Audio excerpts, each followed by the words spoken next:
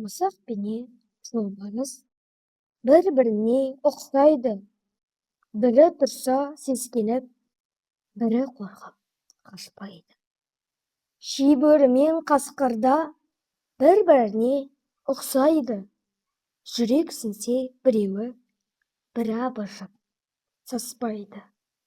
Бүркіт пенен құзғында бір-біріне ұқсайды. Бірі көкте самғаса, бірі биік ұшпайды. Қошқар менен арқарда бір-біріне ұқсайды. Бірі қалса етекте, бірі тауға бастайды. Шортан менен шабақта бір-біріне ұқсайды. Бірі бәрін жолмаса, бірі арын ашпайды. Ара менен сонада бір-біріне ұқсайды.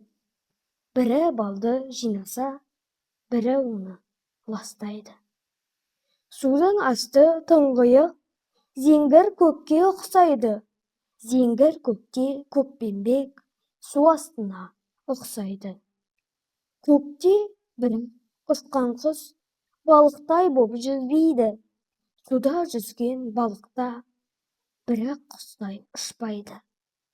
Төрт аяқты немесе екі аяқты болса да, хайуандар мен төрт түлік бір-біріне ұқсайды.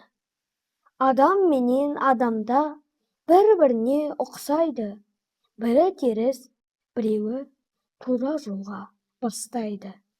Нағыз адам қыс, жазда ыстықтаса, тоңса да, ақыл еркін үнемі бір қалыпта ұстайды.